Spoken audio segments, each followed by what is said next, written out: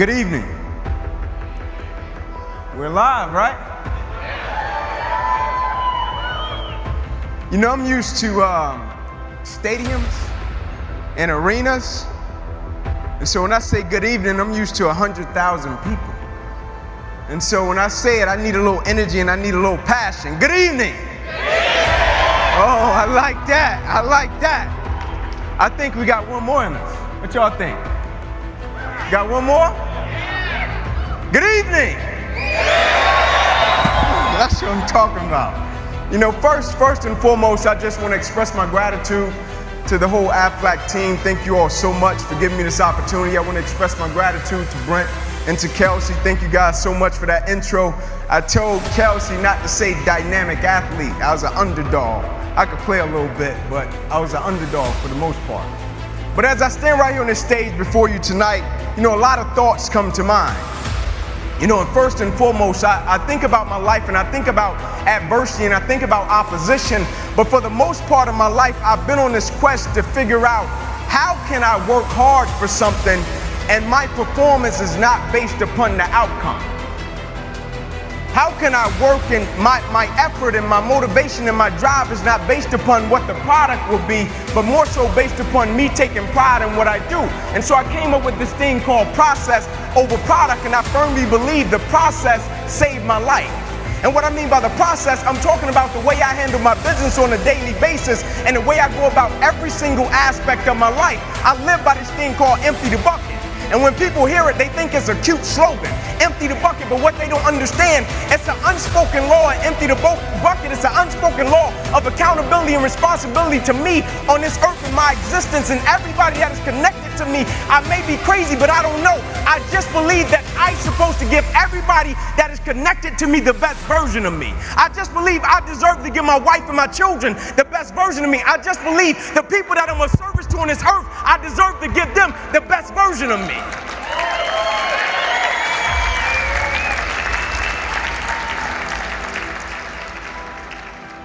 You see, the thing about chasing a product and what the product is money. The product is a house, the product is a car. The thing about chasing a product, the product can always change. And if your performance is always based upon the product, what happens when the products change and you don't take pride in what you do? But the thing about loving the process, everybody wants the prize, but nobody loves the process. Everybody wants to be a champion, but nobody's willing to put in the work that it takes to be a champion. Everybody wants to hold up the trophy and say, man, I did it, but nobody's willing to put in the work that it takes to do it. I love the process. I love the thought of working for what I want. And I firmly believe you're never supposed to wish for it more than you're willing to work for it.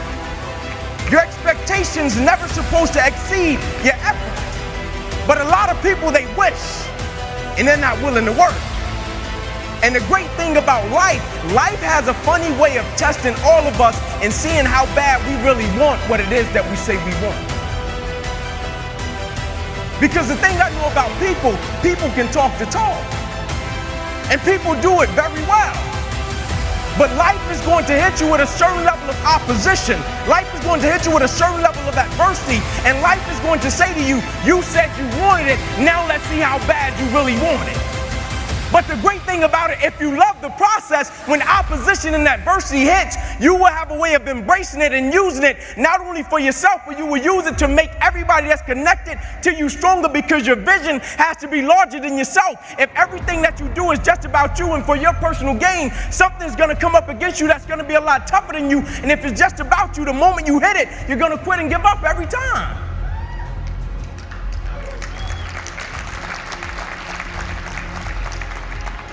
But I believe in giving the backstory, because I think the backstory shapes and molds situations and circumstances. And so I have to give you the backstory of what shaped and molded me into the man that I am today. I'm 29 years old. My mother got pregnant with me at 15 years old. I grew up on the east side of Atlanta, about 5 minutes away from where the Atlanta Braves play, in a neighborhood by the name of Kirkwood. Drugs, gangs, violence, you name it. And I came up in a 2-bedroom home, 14 people. And I used to sleep on the floor. My grandmother, Miss Daisy Johnson, she used to come to us and she would say, one night out of the week, you all get the opportunity to sleep in the bed. And so when I got to sleep in the bed, it wasn't like I got the bed to myself and I was like, man, I got the bed to myself. It was 5 more of my cousins in the bed. And so we slept 3 to the foot and 3 at the head. And so as a kid, pretty quick, I had to make a decision of what I wanted to do with my life, because in that same house, I had 8 uncles, all 8 of which are still going in and out of prison till this day because they sold drugs and they were in gangs. And so I looked at it, and it's kind of like that quote that says, learn from the mistakes of other people because you can't make them all yourself. And so I saw them selling drugs, but I also saw the outcome. And so I said, I'm not selling drugs. I'm not joining a gang, because I see where that road leads to. Either I'm going to end up dead or in prison. I said, so my best bet may be to go to the NFL. And so I went to my cousin by the name of Tamar, and I said, listen, man, I want to go to the NFL. I feel our family deserves a better way of life. Let's work for it. I said, we're going to be patient. We're going to engage in consistent action every night. And so every night we would go out and we would race light pole to light pole in Kirkwood. No shoes. Light pole to light pole every night. And so one night we were getting ready to race, and down the street came a big blue pickup truck. And it pulled over to the side, and out of it got a white guy. First white guy I ever saw in my life. True story. And my uncle Bobo, who just got sentenced to 40 years in prison, he was on one corner. My other uncle Johnny, he was on the other corner. My uncle Bobo took off running, and he looked at me. He said, Ink, don't talk to him. Saying to me, that guy has to be the police. Coach Trey walked up to us, nicest guy in the world. He said, would you kids like to play organized sports? I stepped to the front. I said, yes, sir. He said, go in the house and get your guardian. My uncle JJ was there. I went in the house. I said, Unc, there's a guy outside. He asked me if he'd like to play organized sports. I told him yes. He said, well, I go in the house to get my guardian. I'm coming to get you. Will you please talk to him? My uncle said, sure. My uncle walked outside. Coach Trey said, would you like to sign these kids up for organized sports? My uncle said, yes, sir, but I hate to tell you, we don't have the money. He said, don't worry about the money. You get them to the park and I'll take care of it. That same guy still buys me drawers and socks until this day on Christmas, and I'm 29 years old, and he started when I was 7.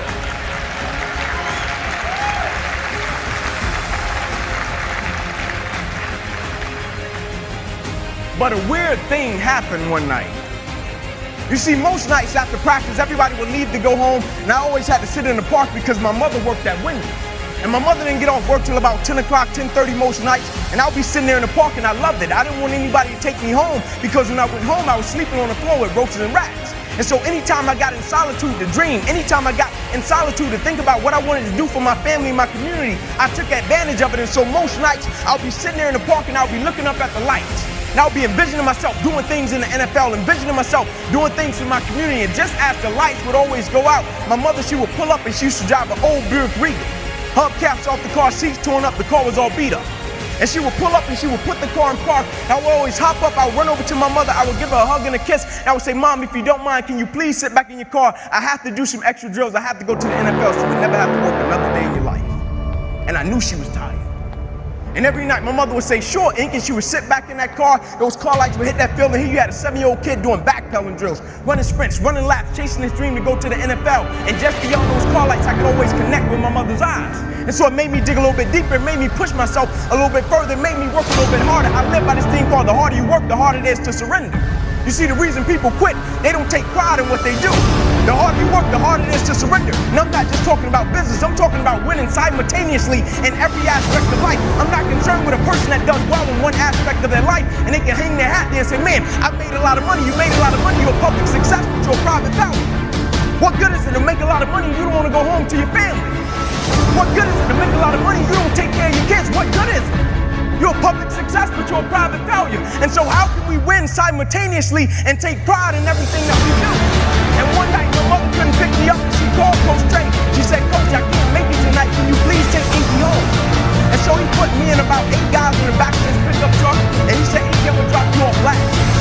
And so when he got to my house, I got out on the sidewalk, and I'm standing in front of 125 North Street, and I looked back at Coach Trey. And I said, why? Why are you doing it? Because where I came from, people didn't just help me. It was, I pat you on your back, you gotta pat me on my back. If I did that to you gotta do this for me. And I said, why are you doing it? He looked back at me and said, son, I want to tell you. He said, I don't want you to ever forget me.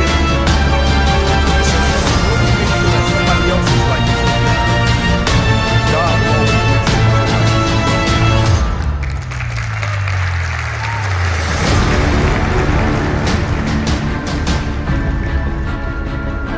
Immediately I got it.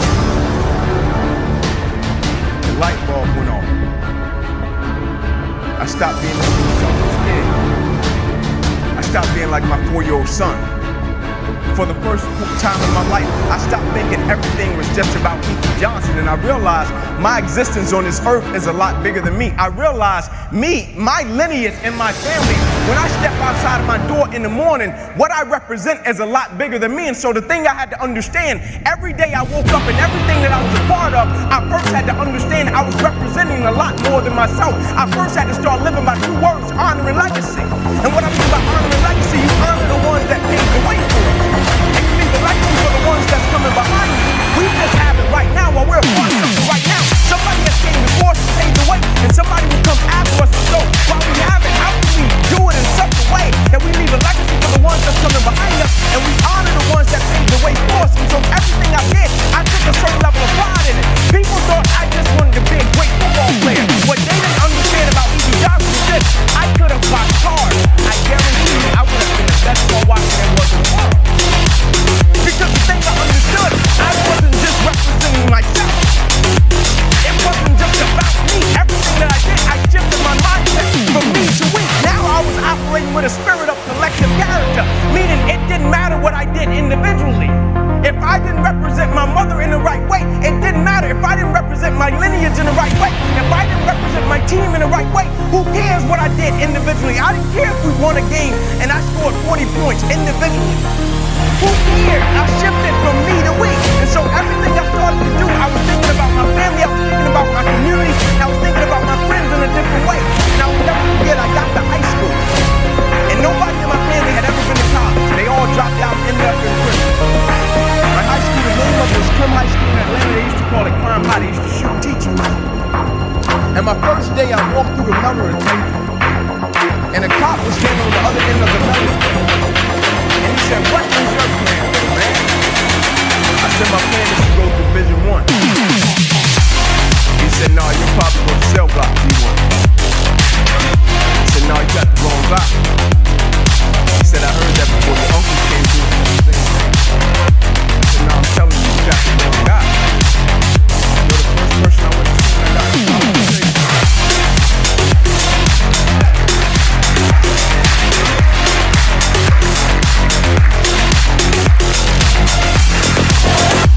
You know, the most amazing thing happened. It wasn't that I was in college.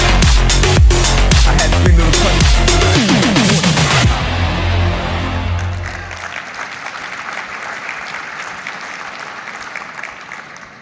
I saw friends in my community come off the corner from selling drugs and go to college. I saw friends in my community come out of gangs and go to college.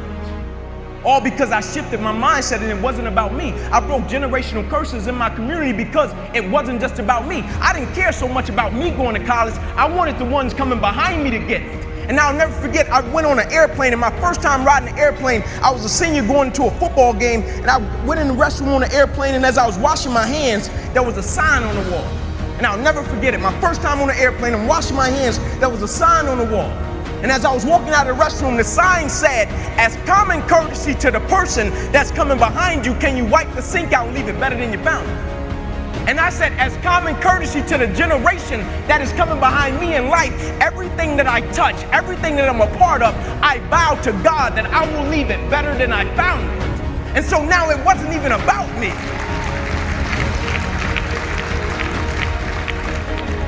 And I got my scholarship up to Tennessee, and they looked at me when I first hit campus, 135-pound kid soaking wet in the SEC. And the first reporter, he asked me, he said, "Inky Johnson, do you even think you're gonna play at the University of Tennessee?" He said, "You're 135 pounds.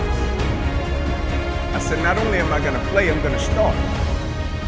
I said, "You made a mistake."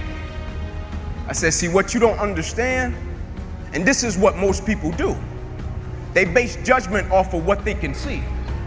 But what they don't understand, the moments that make you who you are, the moments that they can't see. You see, anybody can be on their best behavior when somebody is standing over their shoulder, watching them, seeing if they're gonna do what they're supposed to do. But what that reporter didn't see, you see, he could see I came from Crime High School. He could see I was 135 pounds. He could see I was 5'9". He could see all of the stats. He could see all of that. But what he never saw was when I was in the park with my mother when I was 7 years old. She was sitting at Buick Regal at 10:30 at night. What he didn't see was every Saturday morning at 5:30, I was up running 2 miles to a fire station and 2 miles back home. What he didn't see was every time I slept on that floor with ropes and wraps with my cousins, I got up every morning, went to school, and never made one excuse. What he didn't see was on Christmas Eve, when a guy came through me and my cousin's window, he stuck a 9mm in a 45 in both our face and took all of our Christmas gifts, and we had to stand on the curb, and our mother told us, y'all just be grateful. He didn't see that. And those were the moments that made me who I am. And so now his opinion didn't matter. His opinion would never become my reality. And my freshman year, I played special teams. Sophomore season came, broke the starting lineup. You know the first person I went to see at media day?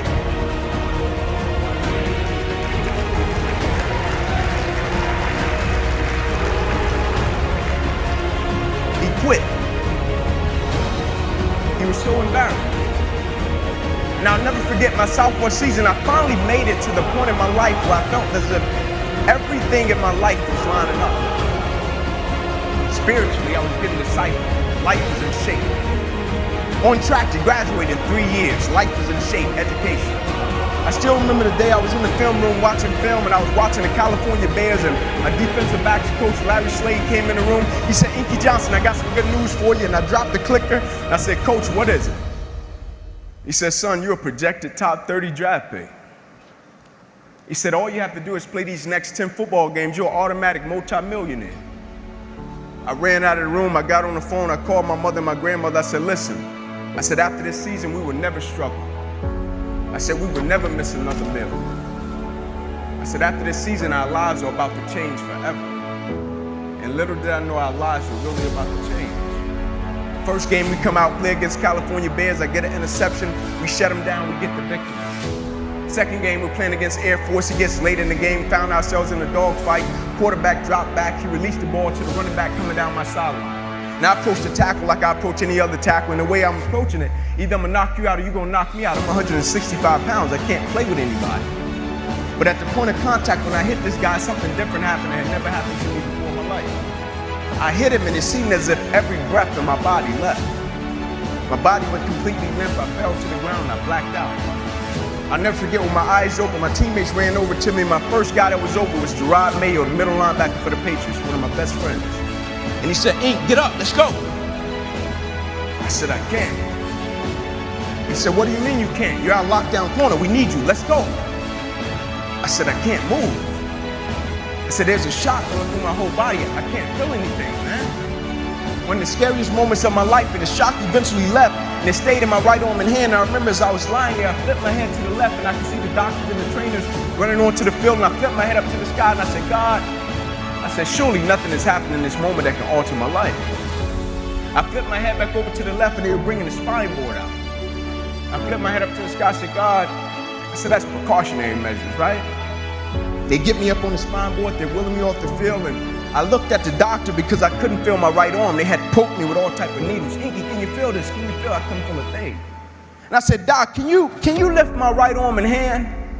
He said, sure, Ink, and he raised it up, and I lifted my left.